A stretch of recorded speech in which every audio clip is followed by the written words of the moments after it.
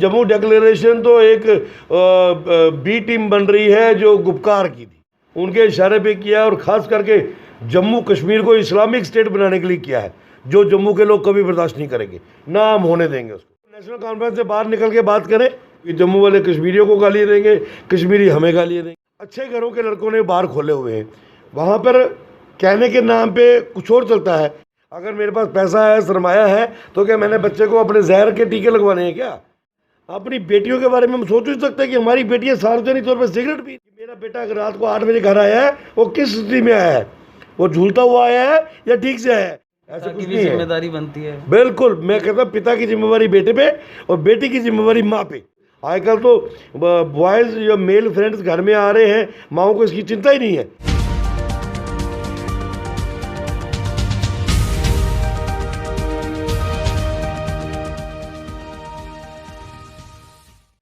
नमस्कार, hashtag news में आपका स्वागत है। मैं अभिमन्यु शर्मा अपने सहयोगी साहिल गुप्ता के साथ। आज हमारे साथ बात करने के लिए मौजूद हैं भाजपा के दिग्गज नेता और पूर्व एमएलसी विक्रम रंधावा जी। इनसे हम कई मुद्दों पे जो जम्मू कश्मीर के हैं उन मुद्दों पे बात करेंगे और इनकी प्रतिक्रिया देखेंगे, सुनेंगे। विक्रम जी, आपका स्वागत है हैशटैग न्यूज़ में। जी धन्यवाद अभिनंदन जी। सर, सबसे पहले बात की जाए तो मैं महंगाई से बात करूँगा और उस मुद्दे से बात करूंगा कि एक इंसान को जीने के लिए 3 चीज़ों की ख्वाहिश होती है: रोटी, कपड़ा, मकान।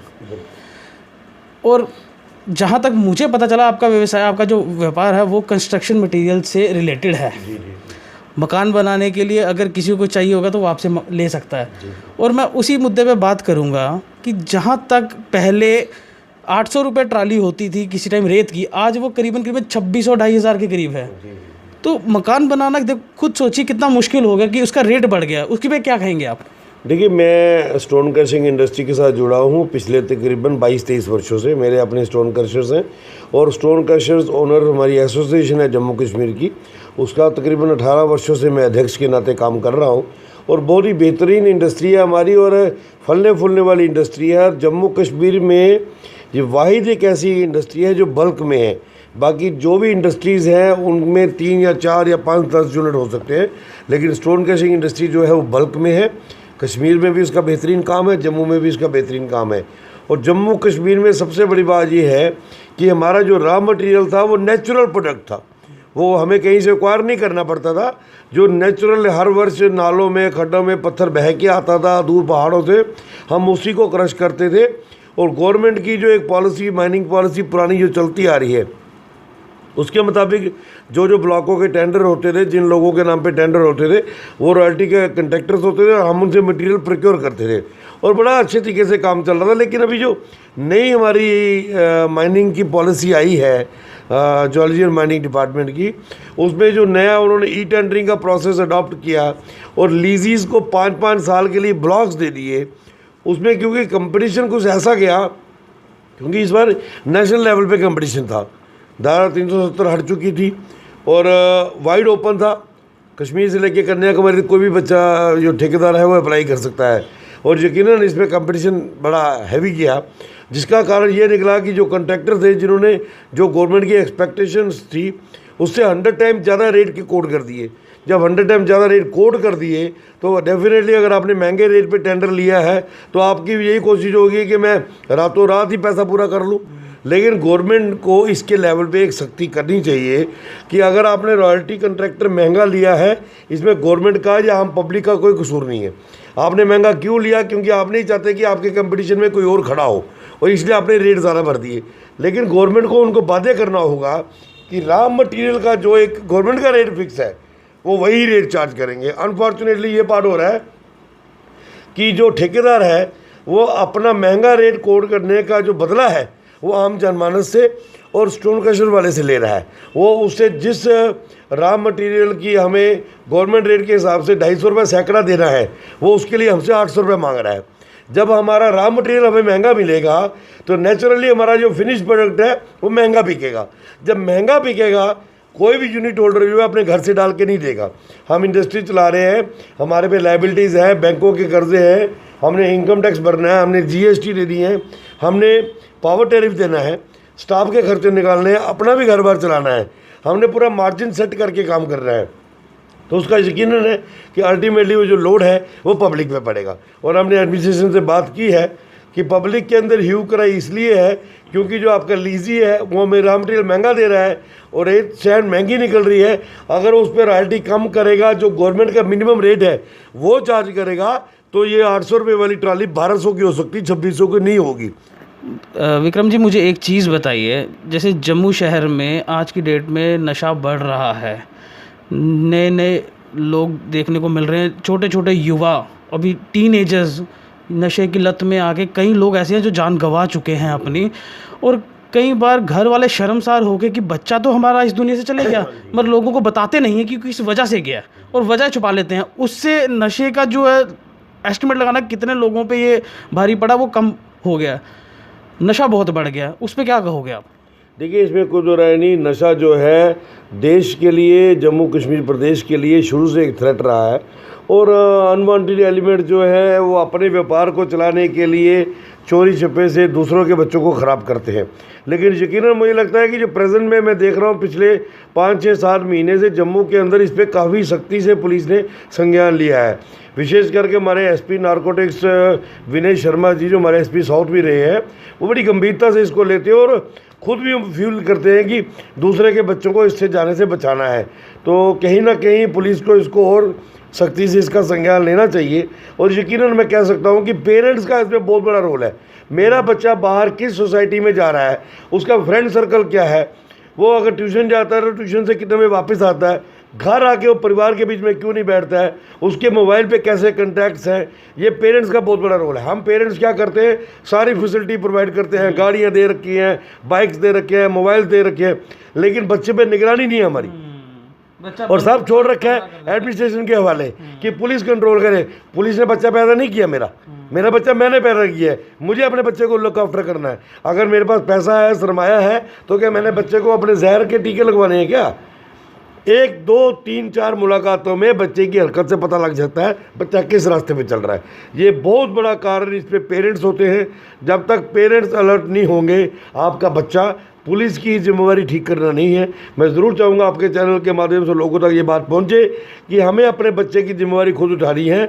हम अपने बच्चे की गलती की लिए सजा सरकार या पुलिस को दोषी नहीं मान सकते हैं। उसका अगर कसूर अगर मानना होगा, हमारी जो पेरेंट्स की अपकमिंग है, अपब्रिंगिंग है बच्चे की, जो हमारा घर का वातावरण है, वो जिम्मेवार होगा बच्चे को ख़राब करने के लिए। उसके बावजूद भी मैं ज़रूर चाहूँगा कि हमारी पुलिस एडमिनिस्ट्रेशन जो है वो इसका सख्ती से संज्ञान ले, हमारा डिस्ट्रिक्ट एडमिनिस्ट्रेशन इसका सख्ती से संज्ञान ले कि किन किन बस्तियों में ये चीज़ें चलती हैं, चाहे जुआ है, चाहे नशा है, यहाँ भी ये चीज़ चलती है। आजकल यहाँ पे मैंने देखा है, चाहे बहु प्लाजा है, चाहे है, और नए किस्म के बार खुल गए हुए हैं।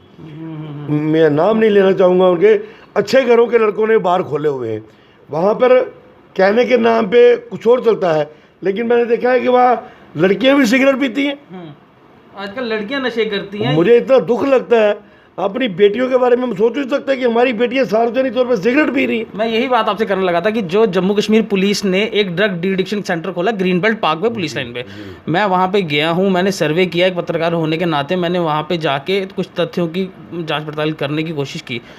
वहाँ मेरे एक ऑफिशियल से बात हुई जो हम डिस्क्लोज नहीं कर सकते, कि उन्होंने कहा कि हमारे पास डी एडिक्शन सेंटर में लड़के बहुत है, जगह भर गई है, हम नहीं रख सकते, 6-6 महीने का लोगों को टाइम देते हैं कि जगह खाली होगी तो हम रखेंगे। मगर सुबह लड़कियां भी आती हैं जो काउंसलिंग लेने आती है, जिनको नशे की लत लग गई है, मगर उनको वहाँ पर रखने की जगह नहीं है, क्योंकि लड़कियों की रिस्पॉन्सिबिलिटी आपको पता ही होती, जिम्मेदारी है एक, तो वहाँ पर रखने की जगह नहीं है लड़कियों को। तो मैं वही बात करने लगा था। किसी भी लड़की के ख़राब होने में उसकी माँ का बहुत बड़ा रोल होता है, मैं साफ कह सकता हूँ, चाहे वो सुनने वाले बुरा माने, लेकिन अगर लड़की ख़राब हो रही है उसके पीछे रोल होगा उसकी माँ का।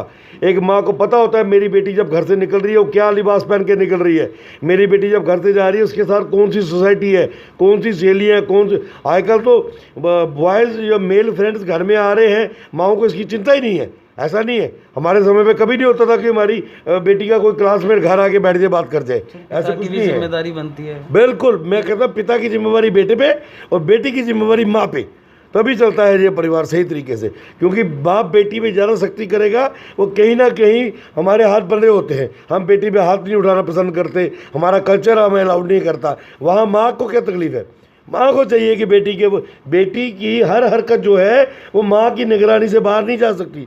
वैसा ही बेटा है।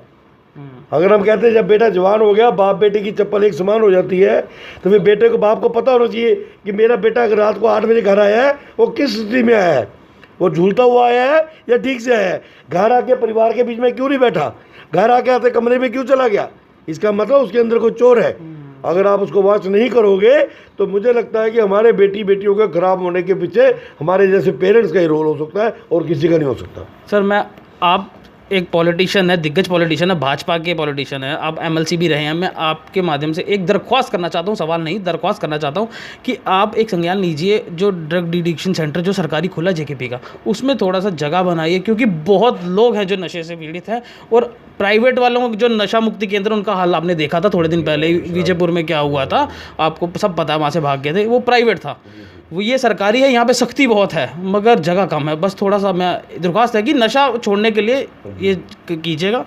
बाकी मैं अगला सवाल आपसे ये करना चाहता हूँ विक्रम जी, जो भाजपा है वो मंदिर बनाया अयोध्या में, अब आगे काशी मथुरा का मुद्दा लेके बैठी है भाजपा। मैं ये जानना चाहता हूँ, जम्मू कश्मीर की एडमिनिस्ट्रेशन जो भाजपा सरकार रही है और आज आप दिग्गज नेता मेरे साथ हैं, कि आने वाले वक्त में कश्मीरी पंडितों का कब वहाँ पे वापसी होगी, कब उनको घर वापसी की जाएगी, वहाँ पे उनका दोबारा बसारा होगा। देखिए, हमने शुरू से एक बात को हमेशा जोर दिया है कि कश्मीर अधूरा है कश्मीरी पंडितों के बिना। बदकिस्मती है कि उस वक्त कुछ कश्मीर के लीडरों की बदौलत और पाकिस्तान स्पॉन्सर्ड मिलिटेंट्स की बदौलत उन परिस्थितियों में इन लोगों को अपने घरों से बेघर होना पड़ा। अन्यथा अभिमन्यु जी, कोई भी व्यक्ति अपना छोटा सा एक पक्षी का आलड़ा भी टूटे ना, वो भी दुखी होता है। अपना प्रांगण, अपना घर बार छोड़ के टेंटों में रहने को कोई भी तैयार नहीं होता है। उस वक्त जो कहर कश्मीरी पंडितों में ढाया गया था, उस वक्त के हुक्मरानों की वजह से वो हुआ था। चाहे वो राजीव गांधी, फारूक अब्दुल्ला ने हाथ मिला लिया था, चाहे वो इनके जो नेक्सस एक क्रिएट हो गया था, और उसकी वजह से कश्मीर के हालात ख़राब करने के लिए और कश्मीर को मुस्लिम डोमिनेंस बनाने के लिए हिंदुओं को वहाँ से जो खदेड़ने का षड्यंत्र इन्होंने चाहा।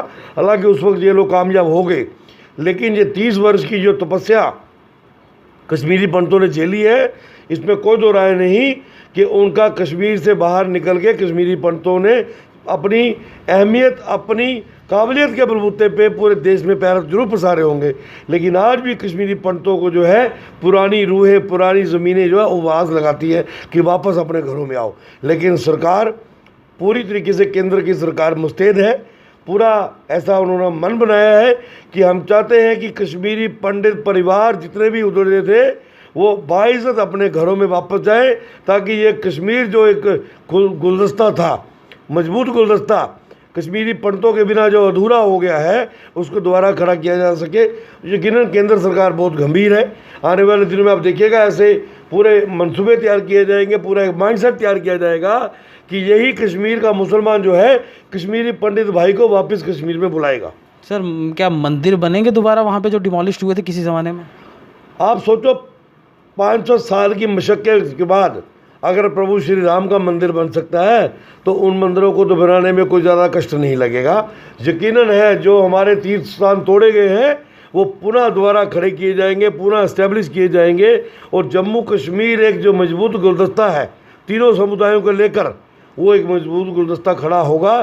कश्मीर के अंदर जितना भी डैमेज हिंदू कम्युनिटी को किया गया है उस सब की भरपाई होगी और वापस हिंदू कम्युनिटी जो है कश्मीर के अंदर मजबूती के साथ अपने पैर पसारेगी।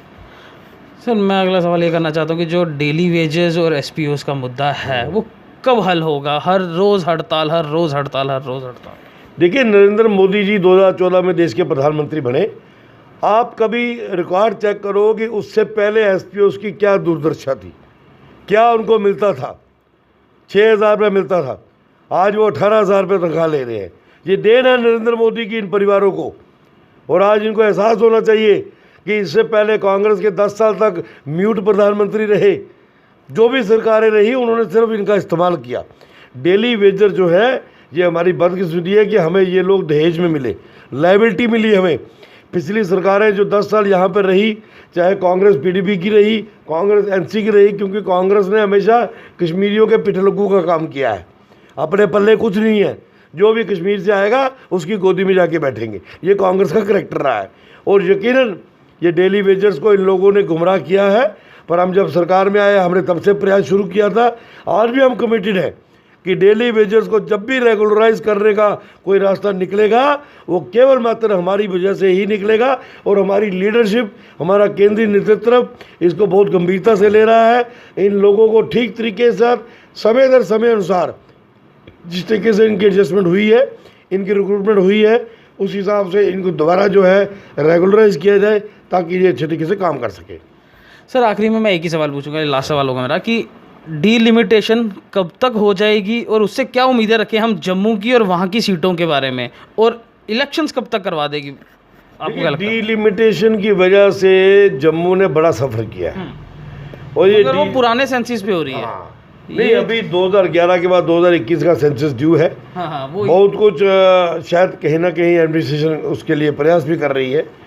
2011 का जो सेंसस है वो टोटल फिक्टिशियस है। हाँ, वो फेक है। वो सब कहते हैं। वो एक माइंडसेट के साथ हुआ है चंद हुक्मरानों ने किया है, उनके इशारे पे किया है और ख़ास करके जम्मू कश्मीर को इस्लामिक स्टेट बनाने के लिए किया है, जो जम्मू के लोग कभी बर्दाश्त नहीं करेंगे, ना हम होने देंगे उसको।